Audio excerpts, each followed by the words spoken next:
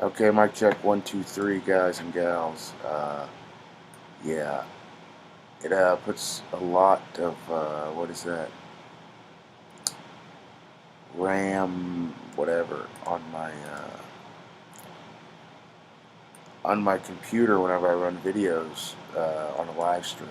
So I haven't ran any video. I mean, I did run that music that was playing, but it kicked me offline.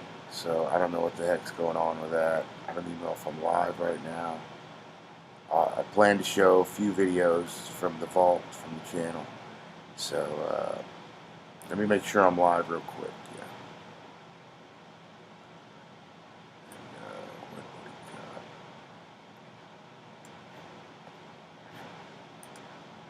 we got? Very disconcerting. What do you say? Anyways, thank you to everyone who checked out that live stream earlier. I appreciate that. This is probably going to be a quick one. I got about a couple videos I want to show you. There's a new video by Secure Team 10 out about certain things. I didn't get to watch it. I wish I would have. Anyways, I don't even know if I'm live. Am I talking to anyone right now or just myself in my den like a jerk? You be the judge. You know, that's what we say on this. Okay, I went to it. Let's hope it's online.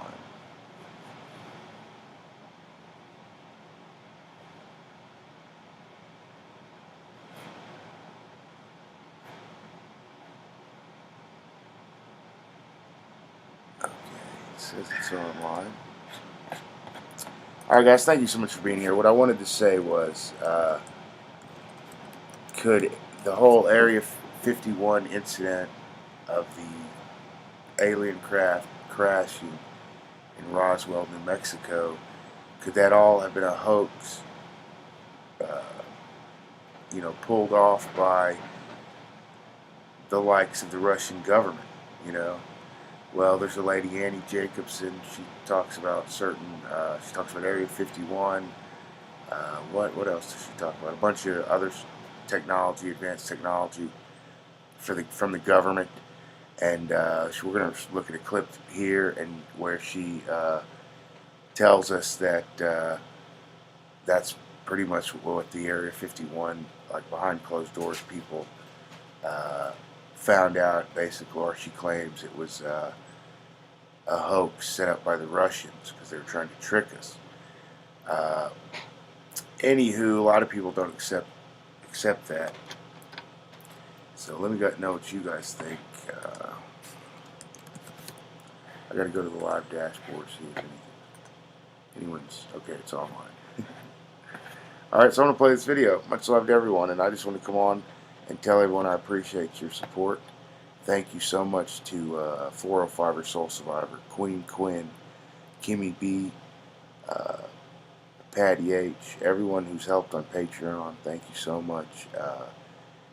You Better Pose, Twin, Jordy Yard, Patrick Wright. Anyways, that's who this episode is brought to you by. Okay, error. YouTube's not receiving enough video to maintain the stream. Okay, as such, you may experience buffering, so that's never good, guys. Thanks a lot, YouTube jerks. No. Alright, we're going to watch a couple videos, and I'll be right back. Rest in peace, Max Spears, Thomas Costello, Phil Schnieder, George Green. So many of them. But anyways, guys, check these couple videos out. We'll be right back. Hopefully they play.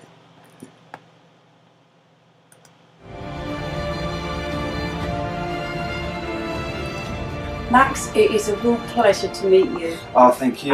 Watched your videos, and your courage just shines through in everything that I've seen that you've done. And I really, truly thank you for that and for speaking out. Thank you for saying that. It was actually never my intention to do that. I think that because of circumstances in 2008, I was so needed to find out what was happening to me that I sort of that was the route that I had to go to try and find out stuff. So essentially, I started it and began doing it for sort of selfish reasons, really. And then it opened up, and then I wanted to help other people who'd been through anything that was even remotely similar to what I'd been through. So that's how that began. So what advice would you give to anybody right now who is just starting that road of looking within and looking for answers? Yeah. Definitely. There's so much confusion outside. There's so much confusion going on outside, and so many different people telling so many different things that, especially at the moment, what I've been trying to do, and people who I speak to, and friends of mine, and people who I work with, I have been the one thing that this particular consciousness stream that is controlling, or has its hands on controlling the planet at the moment, is vampiric in nature, which is vampiric. It's a taking energy. It's not giving energy. It doesn't have a central source where it cannot self-sustain. It has to take from others. So with all the confusion that's going on the outside, I started to find the best information when I was away from any other distractions, away from even other people, just being alone and actually allowing myself to be alone and just being with myself, without music, without television, without anything. And then sort of things, the longer I spent by myself just doing that, even without books or anything, because books are even a distraction, so things would start coming to me, and memories would start coming to me, and that sort of like quiet voice that's inside of you would start opening up, and there would be a clearer connection between me and it, even though it is one and the same thing. And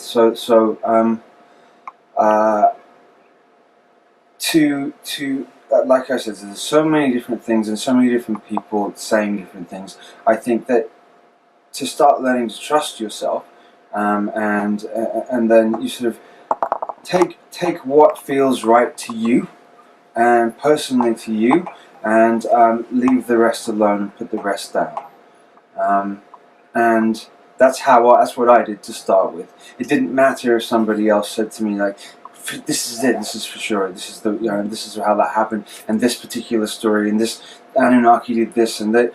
Well, that didn't matter. Like, if it felt right to me, then I would take hold of that and then sit alone with that feeling, and sit alone with that information and see how it sat with me.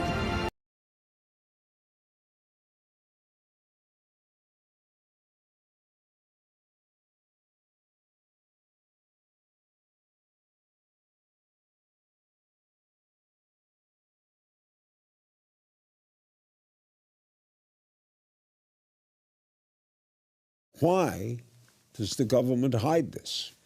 Well, so we all believe, most people believe in extraterrestrials. Right. Most people. So what are they afraid of? We're living in a different world now. Since December of 2017 with Commander David Fravor, the Tic Tac UFO case, which I broke before the New York Times. I reported on that twice. That case opened the door, so we now know the government did not stop studying UFOs in 1969. There's a program called ATIP. That program is now acknowledged. So what are they afraid of? I think they're afraid of weaponization. I think that's the issue here. And also, you're right, we're not alone in the universe, but are they visiting here? And that's the question that they've been unwilling. Well, I always said why don't they just release information that these events occurred and they can keep the technology secret? That I've never understood, so I'm with you on that. Why are they afraid of you? What are you going to tell us? Just what I did, the existence of the project. All right. Why are they so afraid of that? I don't. You'd have to ask them that. Why do you think, Joe? What are they afraid of? You know, I don't really know. I think that it's a big concept, Larry. It's a big concept that we're not alone and that we're being visited. And in 1989, that's explosive. To this day, we're in a different world. I do believe that. What has come out by the Pentagon, the videos by Commander Fravor, that they admitted there are unknown aerial objects of advanced technology that are fly with impunity in our airspace. It is now admitted by our government. If people don't know that, they now need to know that. We're in a different world. I'm very optimistic.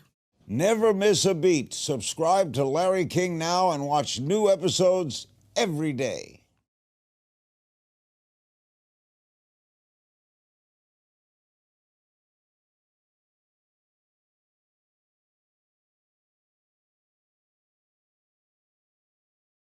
Hey, what's up, Mayor Danny? How you doing? Yeah, that was Max Spears in the first video, and then Bob Lazar with Jeremy Corbell on the what do you call it, Larry King show. I'm fixing to get into the Thomas Costello cloning proof, and then we're gonna watch a video about Phil Schneider, talk about Area 51. So the Phil Schneider one and the Thomas Costello one are both. The Thomas Costello ones are over 10 minutes. The Phil Schneider might be under it.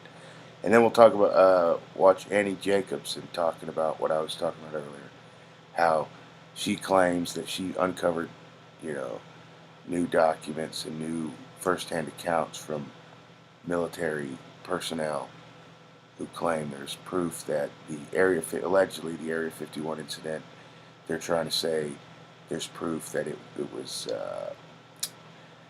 a government hoax done by the Russian government to try to trick us. So you guys decide for yourself. I was pretty shocked when I watched it. I was like, man, and the lady herself, Annie Jacobsen, talks about how much resistance she's got. Like, she'll tell people who are ufologists and, cryptozoologists and research the paranormal, and she said she's got a lot of pushback and people don't want to accept it. So you guys, I thought I'd bring it to you, let you judge for yourself. Like I said, you can lead a horse to water, you can't make him drink. So let me know what you think. That's really what matters. So let's check out this Thomas Costello video, guys and gals. So I'll be right back. Okay, I'll be watching along with you. I'll be right back. I might come to chat. I don't know.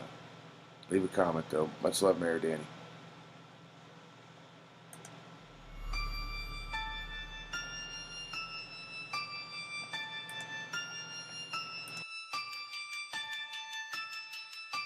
Thomas Costello and the Dulce Papers. In 1987, an apparent whistleblower organized the release of 30 photos, video, and a set of papers to UFO researchers that were apparently physical evidence of a joint U.S. government extraterrestrial base 2 miles beneath the Archuleta Mesa near the town of Dulce, New Mexico. The collection came to be called the Dulce Papers and provided graphic evidence of the operations of this secret underground facility and appeared to provide powerful support to Benoit's conclusion regarding activities at the underground base. The Dulce Papers describe genetic experimentation, development of human ET hybrids, use of mind control through advanced computers, cold storage of humans in liquid-filled vats, and even the use of human body parts as a nutritional source for extraterrestrial races. The papers provided possible evidence that humans were used as little more than laboratory animals by ET races working directly with different U.S. government agencies and U.S. corporations fulfilling black budget military contracts in a joint base. If the papers were genuine, experiments and projects were being conducted that involved human rights violations on a scale that exceeded even the darkest chapters of recent human history. Thomas Costello claims to have served in the U.S. Air Force and specialized in military photography and video monitoring. Classified underground base near the northern New Mexico town of Dulce. His background has been summarized as follows. In 1961, Costello was a young sergeant stationed at Nellis Air Force Base near Las Vegas, Nevada. His job was as a military photographer with a top secret clearance. He later transferred to West Virginia where he trained in advanced intelligence photography. He worked inside an undisclosed underground installation, and due to the nature of his new assignment, his clearance was upgraded to TSIV, or TS4. He remained with the Air Force as a photographer until 1971, at which time he was offered a job with Rand Corporation as a security technician, and so he moved to California, where Rand had a major facility and his security clearance was upgraded to Ultra 3. In 1977, Thomas was transferred to Santa Fe, New Mexico, where his pay was raised significantly and his security clearance was again upgraded, this time to Ultra 7. His new job was as a photo security specialist in the Dulce installation, where his job specification was to maintain, align, and calibrate video monitoring cameras throughout the underground complex and to escort visitors to their destinations. Thomas Costello claimed to have worked as a senior security officer at the base before quitting the Dulce facility after a military confrontation that occurred in 1979 between elite U.S. military personnel, base security guards, and resident extraterrestrials. The military confrontation he described has been dubbed the Dulce Wars, and a number of other whistleblowers and UFO researchers have subsequently described similar incidents at Dulce or nearby that substantiate many of Costello's claims. In the time since he claims he left the Dulce employers in 1979 and subsequent release of the Dulce papers in 1986, Costello gave a number of interviews and corresponded with UFO researchers before eventually vanishing from the scene. The transcripts of these interviews and correspondences provide further whistleblower testimony of events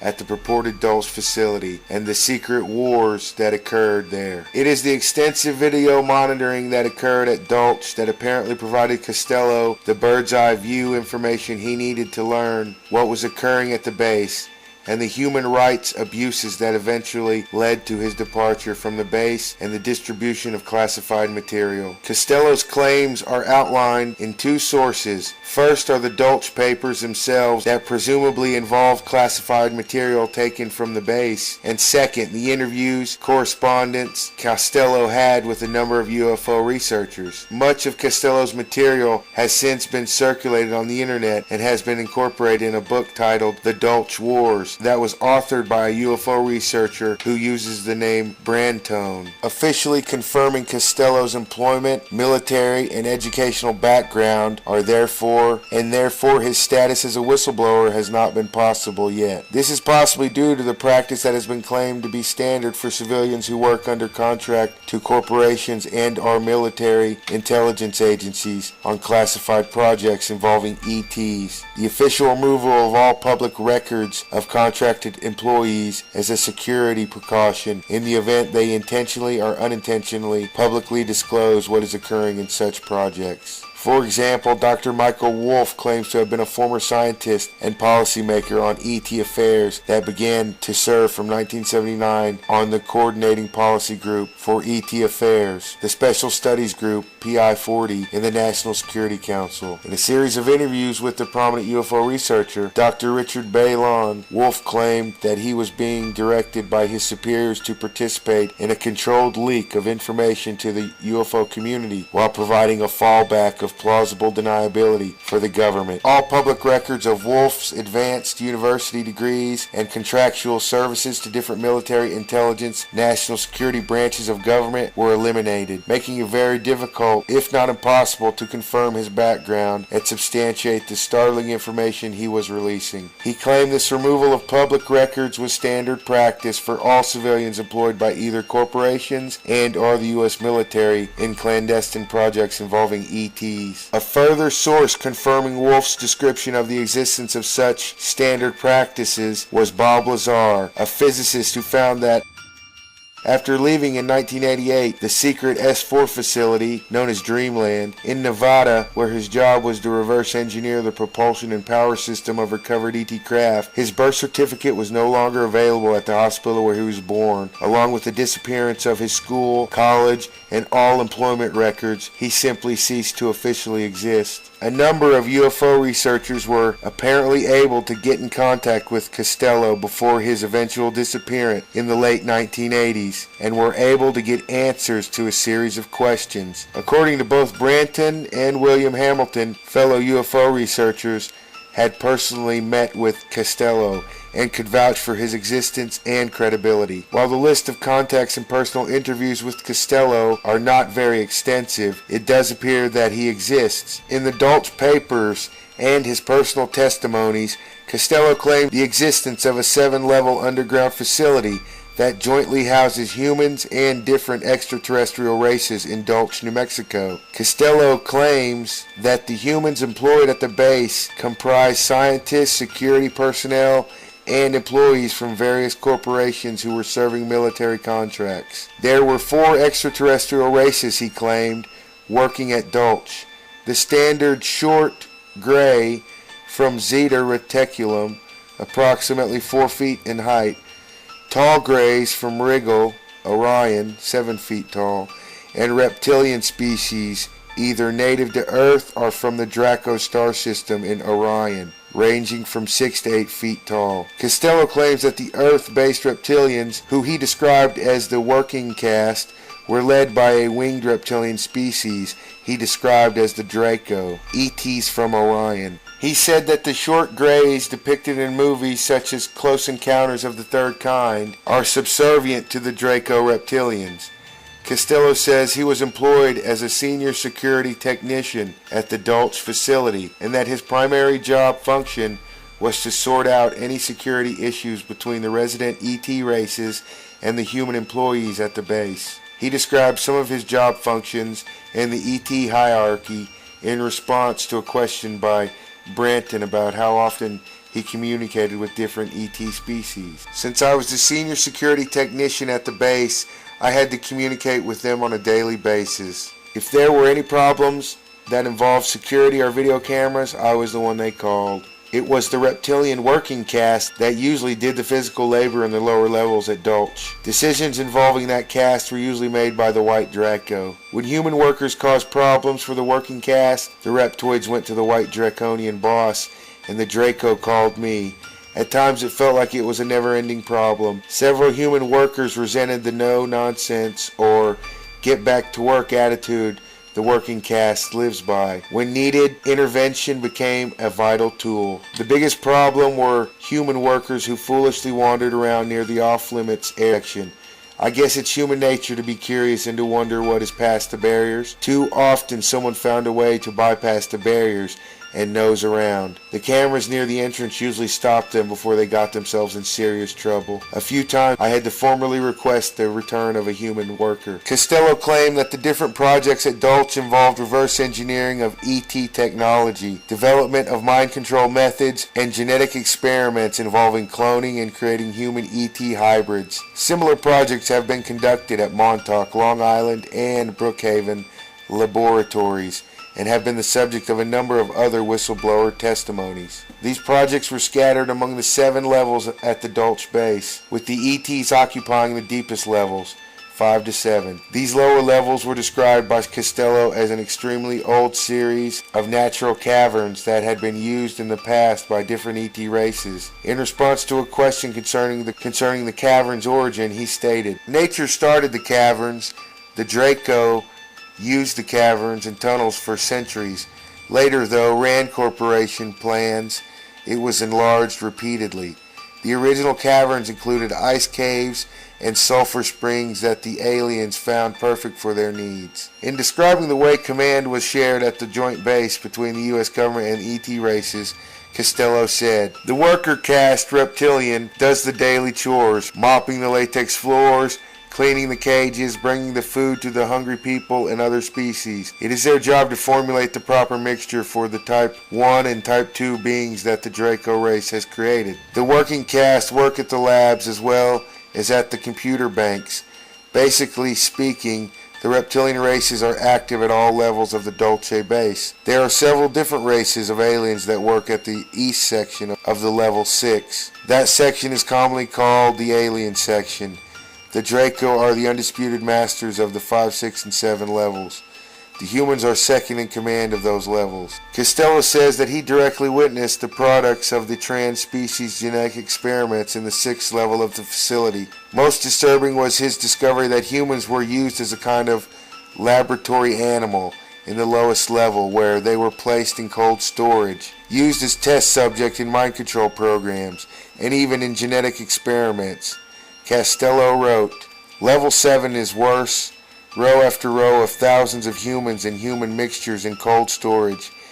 Here too are embryo storage vats of humanoids in various stages of development. I frequently encounter humans in cages, usually dazed or drugged, but sometimes they cried and begged for help." Costello claims he was told in his initial briefing that the humans suffer from different forms of insanity and were being subjected to a range of high-risk medical procedures and mind control experiments designed to treat insanity. He claims that he and other human workers were exposed daily to signs that said, "This site does high-risk advanced medical and drug testing to cure insanity. Please never speak to the inmates. It can destroy years of work." Costello argues that he performed his duties without any great problem until he began to suspect that rather than being insane, the humans were normal civilians who were simply abducted, to be used as laboratory animals by the gray and reptilian ET races. I'm sensible. When doctors say don't speak to them, who was I to destroy the delicate situation? But one man somehow caught my eye. He repeatedly stated that he was George S. and that he had been kidnapped, and he was sure someone was searching for him. I don't know why he sticks out in my mind. I found I was remembering his face, thinking he sure didn't look or sound insane. But many inmates said that. The next weekend I convinced a friend of mine, a cop, to run a check on the guy, saying I had a run-in with him and was curious. I didn't mention the base at all. It was a sickening feeling when the computer confirmed that George S. was missing. It was the realization that the humans were ordinary civilians abducted. From that led to Costello's decision to join a small number of other base personnel in helping free the trapped humans. It was another security officer that came to me saying he and some lab workers wanted an off-duty meeting at one of the tunnels, off the record. Curiosity took over and I said okay. That night, about 9 men showed up. They said they knew they were risking me turning them in, but they wanted to show me some things they thought I should see. One by one, they showed me records that proved many inmates were missing people. There were newspaper clippings and even photos that they had somehow smuggled into the base. They hoped to smuggle them back out without me turning them into the honchos. I could see the fear in their faces as they spoke. One man stated he would rather lose his life by trying than to lose his soul by not doing anything at all. It was that remark that turned the tide.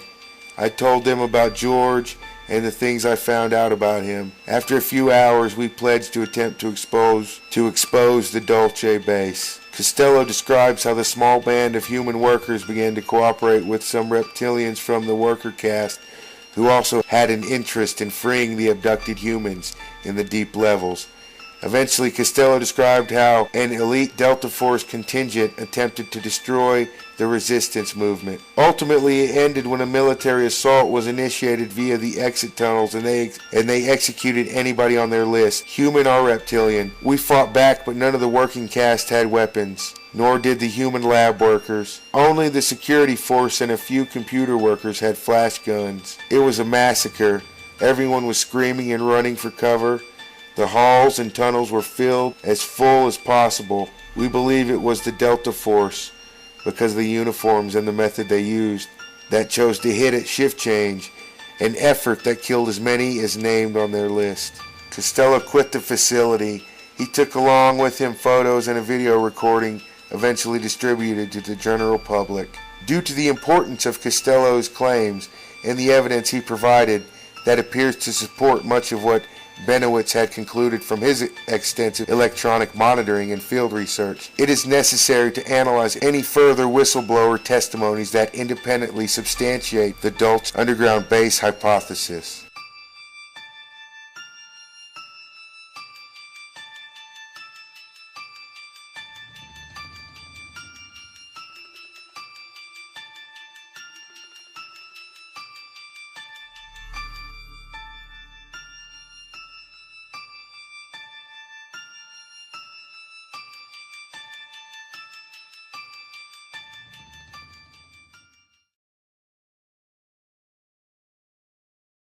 Questions later, please. In 1947, after Roswell debacle,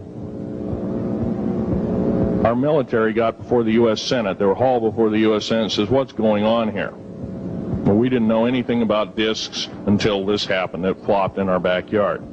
Total lie. They lied to the U.S. Senate.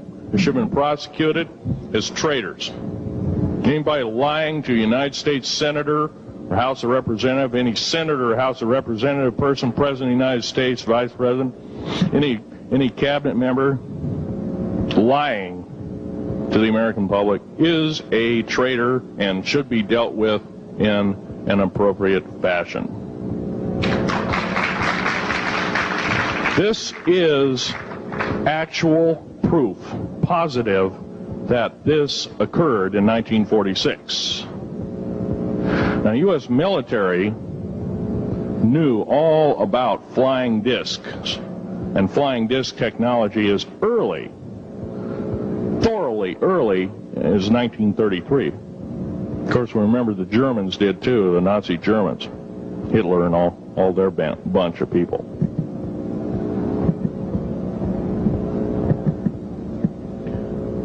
Now, it gets to the big question, if all this has been hidden from us, everybody says, well, where's the proof? I've got some of the proof laying on the table. But a lot of you probably are totally skeptical. They say, well, that could be anything.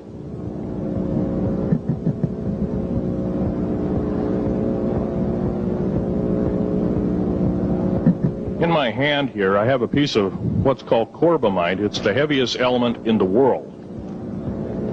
Element 140. This piece of material weighs 15 ounces. It's 3.5 times the weight of uranium. It cannot be made to emit gamma rays. It cannot be isotoped. It is totally stable. It is used in all stealth aircraft and all Phoenix-class submarines. When combined with other alien elements, it is impregnable. It cannot be melted with charged particle beam weapon. When properly combined in secretive compounds, it can withstand temperatures in excess of 10 million degrees Fahrenheit. It is grown by aliens who have given a good... The other side of the alien question is, some of these aliens have broken off from their mainstream and said, we're not getting a fair shake, and so this is what happens. And I'm talking about the alien grays. Some of them broken away. They're talk about not being popular. This particular piece of metal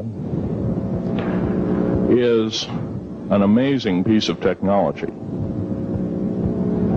It's capable of being grown in 15 different crystal systems. Now, I'm a geologist, and I, prior to 15 or 20 years ago, knew of only 6 crystal systems. There's actually 15, if you count all the alien metals. Now, this is only element 140. If you look at the local periodic table in your local library, it says 104. Somewhere down the line, we've been lied to, and we've been cheated. What we have to do is we have to literally ask for the truth. If we cannot ask for the truth, we must demand the truth. We must take it before courts of law in common law systems, and we must demand it. If we cannot do this, our founding fathers told us the only thing left is to overthrow, to get the parasites out. I don't advocate overthrow, but it does look like this may be the only alternative. Now, I'm going to casually mention to you something that's very scary indeed, and tell you what the alien agenda is. And it's going to sound very familiar. The alien agenda is the complete takeover of this planet, the killing off of 5/6 to 7/8 of the world's population by the year 2029. U.S. military has known about this for 45 years. They've told no one. As far as I know, I'm the only person standing before a crowd talking about the alien agenda, secretively. Okay. Back in 1954, I'll give you a quick overview. There was the created 1954 treaty where Eisenhower signed a pact with the known alien species of the time. There were 3 at the time. And said that we're going to deal in high technology, but you can take a few head of cattle and a few human beings and you can experiment on them. It's unthinkable. It's stuff straight out of the Nazi death camps, and I'm kidding you not, it's plain BS, and it's got to stop. Now, the created 1954 treaty had been violated. After the great firefight, the alien-human war, I am the only living survivor talking about it worldwide at all. Only one. The other 2 are in nursing homes in Canada, and the Canadian government refuses to allow any U.S. people, including myself, to talk to them because they are afraid of kidnap. Probably the reason I got shot to pieces and 11 attempts on my life is I am a direct threat to the entire system. The New World Order, the alien agenda is one and the same. It's world takeover and the decimation of the population of this planet. Now, I'm going to tell you something a little bit different about the alien species. The bad news ones, there are 9 races of alien populations. To look at a human being as a bag of food. They're not cannibals. They don't eat the flesh and the bones and all that kind of stuff. They use the glandular secretions of animals and human beings as a mixture of the vitamins for their food. They get high off of our adrenal gland substances called adrenal chrome. It's something like cocaine to them. Now, what can we do about it? Right now, if we do nothing, we can do nothing about it, and it'll continue to go on. Basically, we'll be led in the dark, and you'll keep seeing more and more people disappear. Right now, there's 100,000 children totally unaccountable through FBI archives, cannot be traced anywhere. They haven't been murdered. Nobody's ever seen them. I think they're hauled underneath in some of these bases, and they are summarily done away with, and they are literally eaten. Now, that is a scary thing indeed. And I'm not asking you to believe me in toto. I am asking you to seriously do enough homework that you can go out in through the public record, through the congressional records, find out who's voting for what, and go from there. Do your own program. Do your own agenda, and do your own speaking out. And if enough of us do this, there is some saving grace. However, we don't have a whole heap of time left. Technological governments on this planet are raping the planet. We're going to run out of everything that we need. They're going to pollute everything in sight in the better part of 20 years. Now, I know you've heard some poppycock stories. Oh, we're going to run out of coal. We're going to run out of gasoline. We're going to run out of this, that, and the other. And 25 and 30 years ago, you heard all this hogwash. Well, don't believe it. Basically, anything you read in a paper, you should take with a grain of salt. Start reading on what is missing out of the article. Ask yourself, what's missing in this article that I should know? Maybe that's the truth. Fill in the blank spots, so to speak.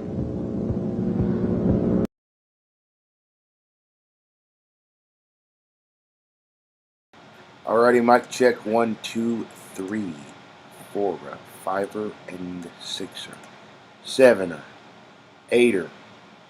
Give me a 9. Anyways, hey, what up, Mr. Stellar? What up, Kyle Weirdback? Damn, that's a weird name. You guys see that? That's straight weird. Mr. Stellar RC put an alien face. What are you trying to tell us, Mr. Stellar RC? You're on their inside. Kyle Weirdback says, why? They are fallen angels by. See you later, Kyle Weirdback. Magnetic Vortex says, many homeless, transients, illegal immigrants are used to test, fly, exotic, recovered ET craft. The results have been mostly disastrous. Well, we're going to get into somewhat of that. They did use, it's on the books, yeah, a lady named Annie Jacobsen. We'll watch that video in a minute. She uncovered some, declassified documents talking about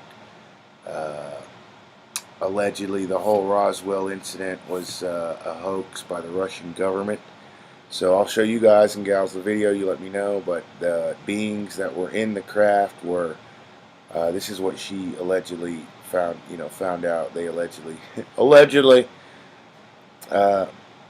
were genetic mutations the government of Russia had made, and they were child size. So you guys do with that what you will. You guys know there's a lot of crazy stuff going on out there. I want to say rest in peace to Max Spears, Phil Schnieder, George Green, Thomas Costello, Costello's whole family. Remember that time we subscribed to PacLives? Oh, I'm Imbo too. How are you doing? It is me, PacLives. Thank you, Michelle M. Straight up. And we're going to check this video out of Annie Jacobsen, guys and gals. And I thought, this was important. And you can go find many more videos about Annie Jacobsen, Phil Schnieder, Thomas Costello. Well, I don't know. I might have the only video about Thomas Costello. You don't hear much about him. I typed him in Google and my video and a couple other links were the only ones I even saw. It's weird. It's almost as if they're trying to suppress the story. Magnetic Vortex and Kyle Weirdback and Mr. Stellar and Mayor Danny. If I didn't know any better, man, I'd think. Okay. Anyways, let's check this video out, guys. Much love to everybody out there. Several people want you to cut to the little men. I told Annie before we started that the last time I saw the Reverend Ralph Abernathy, he complained to me that he wrote, and it is, if you ever get a chance to read it, a brilliant book on the history of the civil rights movement, and all anyone wanted to ask him about was one sentence about Martin Luther King's personal life. So there's 7 pages in this book, and here come a bunch of questions. Okay. What were the little men that were seen at Roswell per the first chapter? Can you comment on the UFO connection to Area 51? What about the UFOs and aliens? What about UFOs? Go for it, Annie. Curious crowd. No one wants to hear about war and weapons when there's little green men to talk about. Okay, but first I want to say something about my sources, because this is important to me, and it's important to me as a journalist. I interviewed a lot of men for this book, as Gil said, really the largest number of men that have ever gone on record about Area 51, and they all go on record using their names. And there's one exception, and that is the source that I write about in the last 7 pages of my book that many people want to know about. And this source remains anonymous for reasons of safety and security, and also because that program, the program that he discussed with me, has not been declassified per se. And it's an interesting distinction as a journalist to make between being able to source your source's information up against declassified documents, as I did with the first 367 pages of my book, National Archives, Library of Congress, declassified documents with CIA, with the Atomic Energy Commission, Department of Defense, Department of Intelligence Agency, NRO, NSA, I can go on and on and on, a lot of late nights looking at documents. And then there is a point in the book where I make a shift in the way I wrote the book. Everything in the beginning is written in a traditional journalist form where you annotate everything and you make clear where your sources came from. And in the very end of the book, I lean into the reader, who I trust has read my whole book, and I say, okay, but that's not why Area 51 is still classified. And Area 51 has never been admitted to by any organization in the government, and that's a fact. Any of the declassified documents always have the word Area 51 blacked out or redacted. Sometimes they refer to it as the test facility or the site, but it's only ever located in print twice by me, and I believe those were obviously errors. So why keep this base secret? And I lean into my reader and I say, here's why I think the base is secret, and this came to me from a source. And in the last 7 pages, I tell you what that source said to me, and I'm very clear to make clear that there is no documents to fact-check this up against. While I did get some very, what I consider to be corroborating, suggestive evidence in archives, the actual story is from one man's oral history. The source was an engineer for EG&G, which means that he had a top secret clearance and also a Q clearance for handling nuclear secrets. And I examined the source's medical records, his war records. I looked at the documents that the certificates and awards that he was given by the Atomic Energy Commission.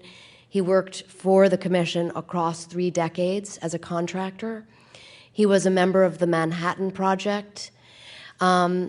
And the source told me that in 1951, he was one of 5 engineers that was asked to solve what is called a wicked engineering problem.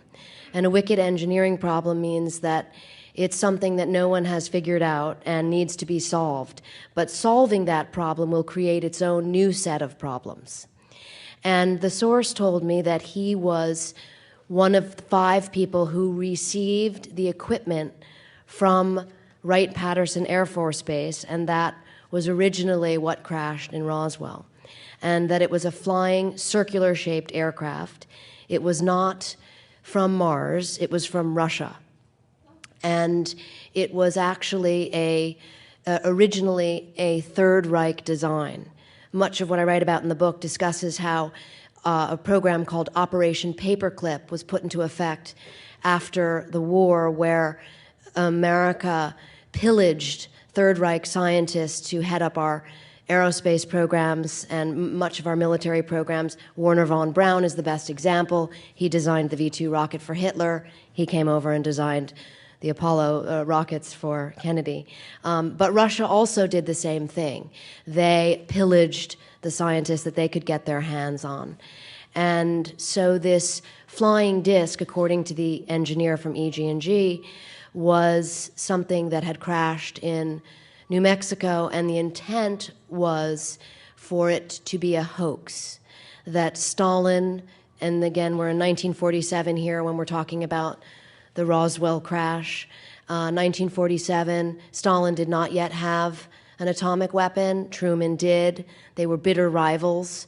And so Stalin made a move, fired a warning shot over Truman's bow, so to speak, to say, you may have the atomic bomb, but I have psychological warfare. And a la the War of the Worlds, he wanted to send this flying disc to land in New Mexico and have people come out that looked like aliens. And the EG&G engineer told me that the child-sized pilots inside were the result of ghastly human experiments in the Soviet Union. And that is what he told me. And I repeat it in my book because I wrote the uncensored history of Area 51, not the censored history. And many people take umbrage with that. Certainly a couple of the guys in my book aren't happy about it, and I understand why. As they've said to me, you know, we were John Wayne out there saving the free world, and no one likes to hear about this kind of, possibly this kind of ghastly goings-on in the desert. But this is what my source told me. I absolutely stand by his veracity, and it's what I wrote in the book, and it's obviously what a lot of people are very skeptical of and at the same time want to know more about. All right, guys, what do you think about that? Pretty Larry Bird, if you ask me. You know, hey, what up, Heel Gil? How you doing, buddy? Yeah, so that was Andy Jacobson, and we heard from Phil Schnieder earlier. The Thomas Costello story. He never talked except one time, and you know he's never seen him again. Bob Lazar, Jeremy Corbell, Max Spears. You know, mad respect and love to all of them, and most of them have passed. So rest in peace to those, you know, brave souls. What up, Heel Gil? Heel Gil says, I got no notification. Man, that's messed up, Heel Gil. Heel Gil says, you know how YouTube is. Yeah, man, they be hiding. Anyways, Ronnie Coleman says, I had that before. What up, Ronnie? Star Energy, what up, Star Energy? Says, hey, everyone, yeah. It's weird, Star Energy. You remind me of my friend. I don't know if she minds me saying her name. Hopefully she won't sue me. I don't even think it's her name anymore because she got, like, married or remarried. But I had a friend, her name was Shannon. She was a great lady. I worked with her. And her last name was Star. And my last name's Moon. Isn't that kind of weird, Star Energy? And I always thought, because she was a cutie, you know, but I was married at the time. So I always thought if she ever had a kid, you could name, you know, something like something Star. Because people always tell me to name mine to do with the moon. Does that make any sense? No? I should be quiet? Okay. Anyways, guys, very serious subject, but I'm going to read the comments, try to have, you know, a little fun tonight, let everyone know. You know, you only live once, so we're going to give mad respect to Thomas Costello, Phil Schnieder, George Green, Max Spears, and anyone and everyone. You know, there's way more. We could go name a whole list. I literally one time featured, and it was a big list of just, you know, it was like 25, and I didn't even know most of them. Because, you know, you only hear the certain ones sometimes, but there's a lot of them out there that have tried to talk about certain advanced technologies and will never seen again, and literally end their lives are ended. They used to love to do that, you know, anytime before the 90s. They're just awful. Anyways, Star, hey, what up? Heel Gill says, hey, Star. Star Energy says, hey, everyone. And Star Energy says, I used to live in Dayton, Ohio, and Wright Pat is very scary. Wright Patterson Air Force Base, Star Energy? Yeah. So have you been there? Oh, that's pretty sweet. Star Energy says, we got to be careful. If she don't die, I don't believe it.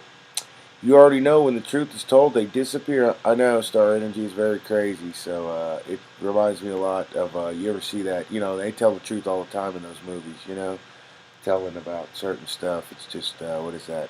Predictive programming, Star Energy. Anyways, have you ever seen that one movie, what was it called, Conspiracy Theory, with Kirk Gibson or somebody? I don't know. Some star, Mel Gibson. Anyways, he's, you know, everyone thinks he's some, you know, this crazy conspiracy theorist.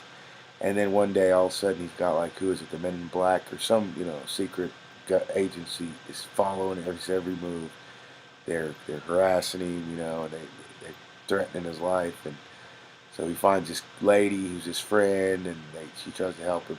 But it's because basically the whole theme of the movie is, you know, it was all fun and games and everything. He had this little paper where he was actually making money off of, you know, people were, you know, buying the paper about. But he stumbled upon a real, something that was really happening. Like, not to say anything else that he was reporting didn't really happen, but you know what I'm saying? When you get, like Star Energy was saying, when you get too close to the truth sometimes, and you have, you know, strong, what they call that, strong influence. Man, they like to off those guys. So, anywho, and then Star Energy says, cool, yeah, I'm a cutie. Oh, thank you. You sound like one, I could tell.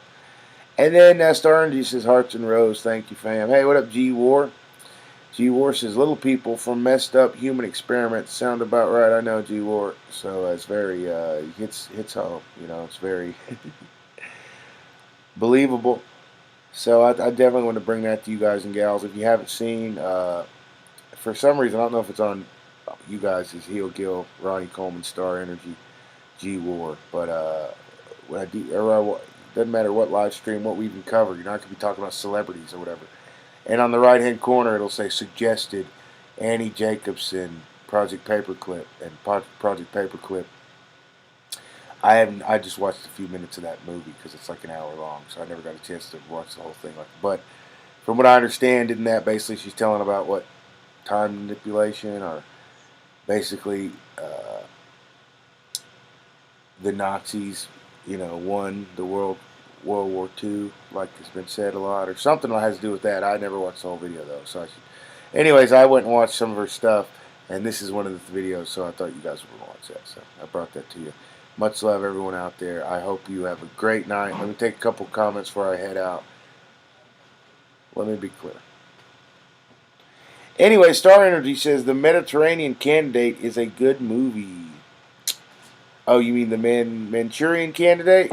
Oh, yeah, that's a great movie. Yeah, that's about, yeah, and also another one my wife used to like was that one, what was that movie? The Omen, where that little kid, Damien, he's a little evil piece of you know what, and then he grows up to be president, you know. And anyway, she had, like, there was like the Omen 2, the Omen 3, and then I don't know if you saw it, Star Energy. I guess I don't know, but she had one. My wife, rest in peace. She had one 3-box set, and it was all the Omen originals from like the 70s or something. And then I guess they remade them or something. But she had another 3-box set, and it was the Omen, the new ones, you know. So, anyways, that seems, you know, like I said, like predictive programming. They're letting you know, and it's very telling that the in the satanic books they call their leader the commander-in-chief, and on you know, Capitol Hill they call the president commander-in-chief. So, Anyways, Star Energy says, yeah, with Denzel Washington. Yeah, that's the one. Yeah, the Manchurian Candidate. There's actually another one before that. Yeah, that was from like, what, the 60s or 70s? Star Energy. Yeah, so I probably, I don't know. I never saw the Denzel one, but it seems like the old ones are always better.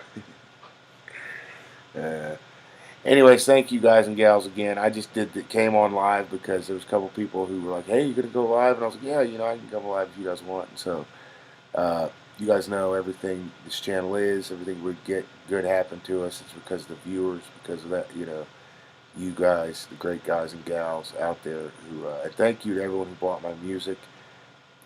They sent me a check, and so thank you so much. Keep doing that, please. You keep selling albums. One day I might hit, a million.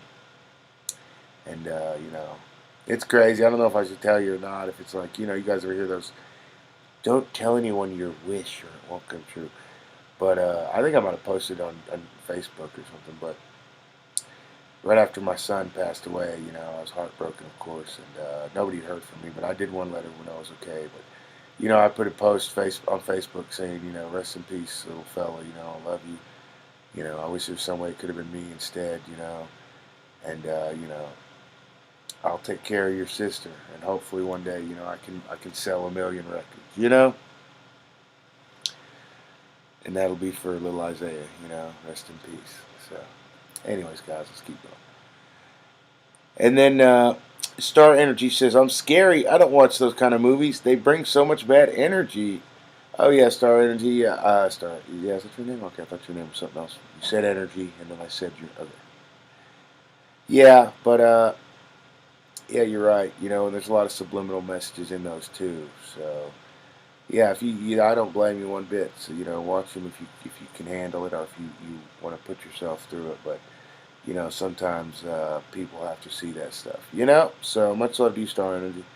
And then G-War says, glad I caught you on. Keep up the good work. Hey, thank you so much, G-War, buddy. I appreciate it, homie. Yeah. So, yeah, I got a freaking. When I ate Chinese last month or whatever, this month, I don't know, it was long weeks ago. I got a fortune cookie, G-War, Star Energy, and then in the fortune cookie it says you'll get a break, you'll have a breakthrough very soon. So we've refuted, a couple false reports on the channel recently. If you guys don't know, you haven't been paying attention. So hopefully that will prove to YouTube and let them know that I wasn't, because I kept emailing them, telling them we're getting all these false reports, man. But now they let me appeal it, which, I get my side, and so we've refuted 2 of them, and we won. This is like in the last week or 2, guys. They were trying to give me strikes and take away the channel, okay? So I want to thank YouTube for giving me a chance to give my side, and seeing what was right and taking our side, because we were, correcting it. But anyways, I want to let you guys know that, we're stepping on toes out here, and we try to be respectful. But, a lot of these certain, celebrities, people who are known of, they don't treat people right, and if it takes little old me to affect that in any way, like, that one dude who reported the channel last time, I think it was him, who knows, allegedly, Chris Delilah, that dude, like I said, in his live streams, he's talked about, people hate Hollywood or whatever. I'm that. Everything you hate, I'm that. And then you find out, he's doing whatever. And it's like, okay, it makes sense. He already admitted it, There's what was it, the Joe Rogan Experience, or The Fighter and the Kid or something. But it was some show, and Chris D'Elia, whatever his name is, he goes, oh man, there's already a video that's going to take my career down. And like Rogan or someone was like, what, man? What's going on? He goes, yep, it's already out there. So it's going to end my career. I already, and they were all like, oh. And then what happened? Like a 12-year-old girl's like, no, yeah, here's the video of it, or whatever happened with him allegedly. I don't really care. Anyways, what up, Magnetic says, something ever reveal itself, it always stays hidden from view. If you think you see it, hear it, feel it, then it is not real power. Magnetic Vortex says, I'm sorry, I missed part of your comment, buddy. This abiding modus operandi is what allows true worldly power to stay in the ascendant position, as well as to continue to accrue even more power unto itself. The people who have access to this information like the sense of being unique and privileged. That's the psychology of secret organizations and why they flourish. Privileged information is the ambrosia of elitists. Oh yeah, magnetic. And they always get off on, like, being, what do you call it, like their plans being real eloquent, and it's just, and anyone who knows what the, knows that all that crap means. It's like they get extra jollies off of not only, making you look bad, but outsmarting you, making you look like a fool, belittling you, instead of just like taking a person down. That's what the, magnetic vortex is kind of what. But anyways, magnetic vortex says it gives them a sense of power, and the human ego loves to feed from the trough of power. Oh yeah, magnetic vortex, it really does. And that's the most sick kind of power you can have, man, is, power over, like, I rail against it all the time, like when they don't give workers a, living wage. They did a study, and it's like, okay, with, the prices of everything, the way that America is, just to be able to pay an average person who makes, like, 20 grand a year or whatever, a fast food worker basically, just to pay their bills, magnetic vortex, they would have to make at least $15 an hour. Okay, so what is that going to tell you? That's why. Remember that time we subscribed to Hey, what up, Robert? PacLives? Moobly. Oh, I remember. But that's why all these McDonald's workers, all these Walmart workers, they're all on the food stamp program. They're all on, SNAP. They're all on TANF. They're all on these government assistance programs because these a-holes won't pay them a living wage. So who has to pay it? The government and everyone else, all the taxpayers. It's not right. That's why, I'm for people like Bernie and other ones who want to take down all these scumbags who are just, that's all that is, a monopoly on power, really. Magnetic? Oh, they can't do anything. Let's give them 7.25, all of them. But you employ, like 10 million Americans. Who cares? My daddy Walt didn't, or what was his name? Walton something. My daddy Walt didn't get all the, didn't buy all the, whatever, man. Thank you for the comment, though, Magnetic, buddy. Anyways, Magnetic says, by the way, yes, UFOs are real. Some are property we own, and some are off-world devices. Most of what is witnessed is ours, but the general population will never have the complete truth. I know, huh, Magnetic Vortex? They don't want to give it to people, so it's very, it's a shame. Very effed up, very secretive, just like JFK, like a week later, he got murdered, Magnetic. But just like he said in that famous speech, man, we should all be against secret societies. Any backroom deals and smoke-filled rooms, that's cowardice, dude. There's a reason they won't let everyone know. So transparency is a form of power. So if we get, there's so many layers, man. But thank you. Great comment, Magnetic. G. War says, sad how they feed off of making others struggle. No empathy for people are traits of sociopaths. Oh, yeah, G. War, and there's a lot of sociopaths, legally, on paper, you can prove that they have this. They're, it's like, oh, dude, I wouldn't even want a sociopath, man in the fries at Mickey D's, No, they're the CEO of some it's sick, man, but we can change it, and we will. Like I tell everyone, we're up next. We're going to be running this soon. So, thank you guys for empowering me in the channel, all the support. Thank you for the subscriber. Much love, guys. You check out my second channel. For some reason, I'm super tired. I think it's because doing those videos, G-War and Magnetic, I smoked some super sticky icky. I think it made me tired. I love you guys and gals. So I'm gonna head out, okay? But thank you again. And well, no, I'm gonna go to a minute, an hour and 10 minutes. So it's an hour and 8.5 right now. So, anyways, let me go on by saying thank you to Magnetic Vortex. Who else was in here? Heel Gill, G-War. You guys know I have no show if no one shows up and they don't talk and comment. Like, literally, you want to ever see that? I don't even think it's on Twitch anymore, but I tried to do this on Twitch one time, and, I had like 4 followers. But so thank you to the 20 that are over there. But no one showed up. I guess everyone is at, at work or whatever, and I tried to have, there's only so much I can do alone. So thank you, Magnetic Vortex, again, G-War, Heel Gill. Who else was in here? Who was that super thick lady who was in here? And then Magnetic Vortex says, have a blessed night. Thank you, buddy.